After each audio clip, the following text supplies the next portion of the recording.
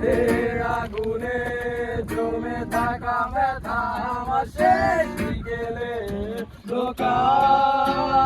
কোন রোদের দুপুরে তোমায় ফিরে পাবো বলে আর তুই বোঝা আমি আঁকিনি তোমার ছবি দেখিনি স্রোতের নদী আকাশ ভরা তারা যত সুখে স্মৃতি ঘিরে আছো তুমি পথের শেষ কথা